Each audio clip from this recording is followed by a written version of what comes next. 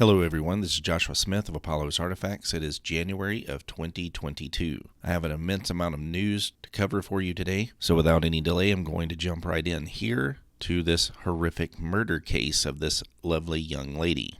A UCLA grad student, Brianna Kupfer, 24, was stabbed to death in a random attack last Thursday while she was working alone in a luxury furniture store in Los Angeles. And of course, this is Los Angeles, yet another big blue city that is just ridden with crime, thefts taking place constantly, murders taking place constantly, just like all the rest of the big blue cities. As you've seen previously on the show, I've shown you that 16 of the top cities across the United States broke their homicide records just last year because of their soft on crime district attorneys, almost all of whom were put into place by George Soros. But we don't want to just sit here and blame Soros for it. We have to blame the voters. We have to blame the Democrats. We have to blame the left because it is a consequence of leftist theories, specifically their legal theories, say that being harsh on crime is to be, by definition, racist. So here is the current suspect of her murder, Sean Laval Smith, who almost predictably has committed crimes all across the United States previously. Of course, these are just accusations as of this moment. We do not know if this person actually committed the crime or not, but you can see the typical dead-eyed look here that you see in so many murderers. They have this sort of absent, soulless look to their eyes, like there's just nothing there, no humanity is left, if it was ever there to begin with. And it says here that he has at least 14 active warrants prior to this anyway. And of course, if this person is picked up and arrested and charged, we will follow this case further along later. Here again from Los Angeles, homeless man is charged in murder of LA nurse, 70. You know, nurses are supposed to be our heroes right now with COVID, right? Who died after being punched in the face, then falling and hitting her head on the pavement while waiting for her bus to go to work. And here is this wonderful lady here who has passed away because, again, the crime is just completely out of control in Los Angeles and the other blue cities. And as you can see here from this graphic, serious crimes are up across the board. They're absolutely astronomical over the last 3 years. And to be sure, this will probably continue in 2022 as well, because why would it change? Because leftists are not changing their ideas about anything, because they are impervious to informational feedback. Here's another in-depth look here at the crime in Los Angeles. As you can see, homicides up, assaults up, robberies up, total violent crimes up, shooting victims up, and rapes are actually slightly down. Here from the Daily Mail, we have this. Elite Ivy League feeder school in Virginia is accused of discriminating against Asian American students. This has actually been going on for a long time at places like Yale in favor of black children in the wake of George Floyd protests. Asian admissions dropped from 73% to 53% in just one single year. And this again has taken place here because they have just suddenly decided that they need to effort to strike a balance in a school that is underrepresented by blacks and Hispanics. And of course, who decides what is under or over representation? Because it certainly isn't being merit-based if you're changing it just because of race, skin color, or ethnicity. And the more and more that America does away with meritocratic practices, the more and more likely America is going to be crushed in any future war with a place like China where meritocracy rules. And if you think the problems with empty shelves Biden are bad now, just wait, it's all about to get much, much worse. Here we have from Natural News, China shuts down more ports due to, quote, COVID. Global supply chain collapse is imminent. And of course, we are still at record levels of cargo container ships sitting off the coast of California right now, not being able to come to port. And now China is supposedly dealing with another COVID outbreak or some other kind of strange virus outbreak, which is causing them to shut down their ports. And it's going to have the entire world hurting. As it says here down in this article, economists from HSBC are already warning that the entire world economy is likely headed for the, quote, mother of all supply chain collapses, which governments and the corporate-backed media are blaming on the latest variant of the virus. In the next article, this one also will impinge upon empty shelves Biden. Trucking companies sound alarm, say Canada's draconian vaccine mandate for cross-border truckers will devastate the economy, and they're going to have tens of thousands of truckers who are going to no longer be allowed to cross back and forth across the border if they do not get the vaccines, and many of them do not want to have anything to do with the vaccines. It says here, trucking organizations are echoing warnings from individual haulers and trucking companies that vaccine mandates for drivers on both sides of the U.S.-Canada border are going to devastate economics and come at a time when the supply chain crisis continues to leave shelves bare in grocery and retail stores. According to the Post-Millennial, around 30,000 truckers who deliver goods and products between the U.S.-Canadian border have yet to submit paperwork indicating they have been vaccinated for COVID following a January 15 deadline, requiring them to show proof before they are able to enter Canada. So this is just going to be an absolute disaster, an ongoing crisis. In other stupid Canadian news, we have this: Christianity being outlawed in Canada. Pastors will be imprisoned while the government promotes LGBT and pedophilia and exploitation of children. It begins here. So-called conversion therapy is now banned in Canada, and thousands of churches across the country are bracing for impact as the new law threatens to criminalize pastors for teaching the Bible. More than 4,000 church leaders are reportedly standing together in protest against the rule, which makes it a crime to try to convert homosexuals and other members of the LGBTQ community out of their lifestyle. Even those who would willingly seek out conversion will no longer be allowed to do so, as pastors there are now prohibited from offering any sort of counseling or therapy on the matter. And this is again because the secular world has decided that it is above and beyond the religious world or the spiritual realm. And once again you have to think very little to figure out why this has happened. And it is because the left is ascendant, the left is dominant, the left is primarily atheist. And since that is the case, the secular world causes them to obsess with power over people within the temporal realm. Next, we have this, another example of similar things taking place, as we have the MyPillow CEO Mike Lindell and his related entities are debanked. And if you recall, in a recent episode, I covered how this had happened to the conservative head over Rebel News as well, where he was actually told that a bank would not give him a mortgage because of his conservative political leanings. Next, we have this from the New York Post, documenting further the lunacy in the big blue cities. Burger King murder suspect yells "F you all" at angry crowd as he's led out of station. The man accused of gunning down a 19-year-old Burger King employee earlier this week ranted about slavery reparations and shouted "America's gonna burn" as he was jeered by an angry crowd while being led out of a police station in East Harlem. Winston Glenn, 30, screamed at the crowd of angry onlookers as cops led him from the 25th Precinct station house in handcuffs and shackles. "Where's our reparations for 400 years of effing slavery?" he yelled. "F you all." And really, this is just an example of the sort of entitlement mentality that's being put into lunatics like this by leftist professors. You can see the crazed rage in his eyes here as he thinks that the country owes him something, even though he is a horrendous murderer, allegedly. And then as you look into it further, you find out that he is not even from the United States. So he has no connection to American slavery whatsoever. He's just another rage-filled leftist lunatic. It says here that he pistol whipped a male customer and punched a female manager in the face. No one in the store resisted any of his demands, and yet he still decided to murder the 19-year-old cashier. But I'm sure there will be leftists, there will be Democrats who are like, oh yeah, give him reparations. Here we have this from Law Enforcement Today. Son of murder victim speaks out after learning suspect arrested 67 times before committing homicide. So again, you have the soft on crime approach here.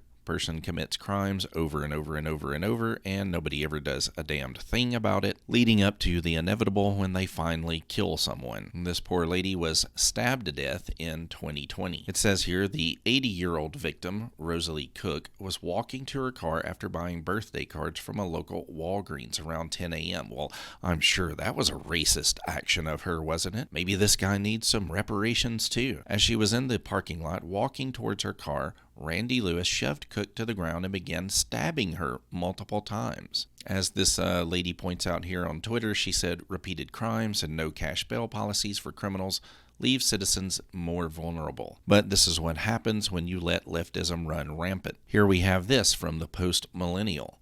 Man shoves Asian woman to death in front of Times Square subway train. And here we have the whacked out kook who did this, probably celebrating and also asking for Reparations. It says here down further into the article, he was identified as Simon Marshall, 61, with no known address, according to law enforcement sources. He's crazy and talking gibberish. Oh, you mean like a leftist professor at any university across the country these days, said one law enforcement officer. Marshall later yelled, "Go F yourself," at reporters.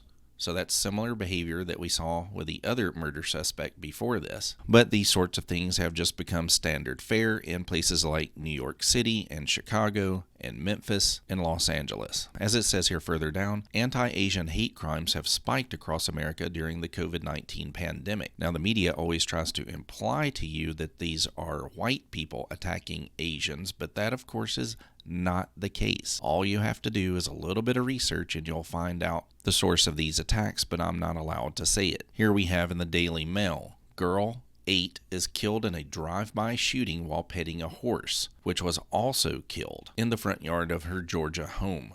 Cops suspect she was caught in crossfire of gang violence. And we take a sad look here at this cute little girl who is unfortunately no longer with us because of rampant criminality. And here you can see her devastated family and the community. This is absolutely horrific, and there's no one else to blame other than the left once again. Here we have this from the Gateway Pundit. If they can't cheat, they can't win. Communist Brennan Center is horrified after 19 different states pass 34 election security laws in 2021. See, and they just can't have that. They can't be observed while they're changing votes. They can't be observed while they shut down the counting process and then suddenly come back with tens of thousands of votes that seem to be in favor of a particular candidate, but you're crazy if you talk about that. So I'll just leave that here. Here from Natural News, we have this. Over 1 million Americans have fled blue states due to high rates of crime, taxes, and economic regulation. Gee, one wonders why people would want to get away from all of that nastiness that comes from the left. It begins here. An analysis has found that as many as 1 million Americans have fled from Democrat-governed blue states due to the surging crime rates and high taxes. The mass exodus of more than 1 million Americans moving from largely blue states to red states expresses their dissatisfaction with high taxes, rampant crime, lockdowns, and vaccine mandates. Excessive state government regulations, a politically stifling woke culture, and the lack of economic opportunity and freedom, wrote the editorial board of a pro-free market research firm, Issues and Insights. And this sort of mirrors the Freedom Index ratings that recently came out from the Cato Institute. Data from the Census Bureau has shown that between 2010 and 2019, the top 10 Democrat-governed states in America lost nearly 850,000 residents. The top 10 mostly Republican-governed states, meanwhile, gained over 1 million new residents. According to the 2021 U-Haul Growth Index, the top 5 states that received one-way U-Haul trucks were all controlled by Republicans. Texas led the pack, followed by Florida, Tennessee, South Carolina, and Arizona, which has a Republican-dominated state government but sends Democrats to Washington, D.C. And the article points out a bit further down here that blue state exodus has actually accelerated during the pandemic. Here from the Post-Millennial, we have this very bizarre news, but another typical example of what comes out of leftism. Teacher alleges she was fired for not meowing back at student who identifies as a cat. We no longer need your services if you can't identify with all the children in the classroom, she was told. Now we move from that to more examples of leftist insanity. This is from the nationalpulse.com. USA Today becomes the latest American news outlet to promote pedophilia. And they did this in an article that was titled, "What the Public Keeps Getting Wrong About Pedophilia," because the left is always about lecturing the public whenever they have a negative feeling about some person or group of people. They always act like they have to be the arbiters of what you're upset about or what you're not upset about. And I'll let you take a look at some of the tweets here. And then you see that USA Today actually went in and changed the headline to sort of soften the impact of their craziness. And I move from there to this. Shocking survey shows women today generally support censorship and totalitarianism while men prefer free speech and liberty. And I don't find this particularly shocking at all. There's been surveys that have been showing this for many, many decades now. In fact, many of the earliest videos that I made on my channel were actually about surveys regarding the breakdown in America between libertarians, liberals, or leftists, and conservatives. And essentially you find the same kind of division that this survey found. Here from Unilad out of England, we have this. Microsoft launches new investigation into Bill Gates' sexual harassment allegations. And you haven't heard much about this on CNN or MSNBC or ABC, as they lovingly interview Bill Gates and promote his ideas constantly about the vaccines, and they act like he's some kind of global doctor. For almost any other person, this would have him Me Too'd out of polite society entirely. But because he has given hundreds of millions of dollars to the media, they barely even mention it. And in the Daily Mail, we have this. Microsoft launches fresh investigation into sexual harassment allegations against Bill Gates and will release finding to public in spring after activist investors demanded answers. Microsoft announced on Thursday it has hired Washington, D.C. based Errant Fox LLP to review how it handles sexual harassment allegations, especially against the great overlord Bill Gates, I'm sure. The move comes after activist shareholders demanded greater disclosure of the company's handling of sexual harassment issues. And buried way down in the article, we finally get to it here where it says founder Bill Gates has been accused of soliciting at least 2 employees while he was running the technology giant. And so I'm sure later we'll find out if the investigation is just another whitewash or what. And we move from a whitewash to Governor Blackface himself. Ralph Northam pardons Democrat state senator jailed for underage sex crimes in his final act as Virginia governor. And again, this here is the left, okay? So here you have this guy, he's either the one here in blackface or under the Klan hood, and yet still leftists elect him to public office. And then what does he do? He uses his power to pardon a fellow Democrat, another leftist, who had been jailed for, as it says here, underage sex crimes, and that means rape by definition. And this is just another example of the typical hypocrisy of leftists. As it says here in 2014, Morrissey, who was the Democrat that we're referring to, was 57 years old, and he was engaging in sex acts with a 17-year-old child. This is absolutely disgusting. And here again, back to the left being soft on crime. Here's another example of what happens when you do that. Sitting Target, train full of packages derails outside of LA Depot among discarded Amazon and UPS parcels ransacked by thieves. And here you can see the results of the destruction here from people breaking into these cargo containers, stealing pretty much everything they can get their hands on, and then leaving the rest of it onto the tracks. And then you can see that it broke here and it derailed. Then you see the utter trash all over the place. And this is just a visual example of leftism. And I really feel for the people who have to work here and clean up this atrocious mess. Here from Natural News, we have this: get paid to murder babies. Democrat-run cities are increasingly providing workers paid time off for abortions under their parental leave rules. The article begins here. Even as the U.S. Supreme Court appears set to put a huge dent in its landmark Roe v. Wade decision circa 1973 that overturned every state law banning abortions, Democrat-run cities are increasingly passing legislation that provides paid leave to workers for the procedure. Portland, Oregon, and Boston, among others, have all passed ordinances that give city workers paid time off following the procedure. And as it says down here further, whether you support abortion or not, providing employees paid time off to have this procedure under, quote, parental leave policy is simply outrageous, since the individuals involved chose specifically to not become parents. Then they quote an Andrea Miller, the president of the National Institute for Reproductive Health. And those are the euphemisms they always use, reproductive health, which they don't actually mean to reproduce at all. She said here, quote, it's important to recognize that employees need time to address their reproductive health needs, and they may need time to process what they're experiencing. Oh, you mean the horror from having their baby terminated and chopped into little pieces?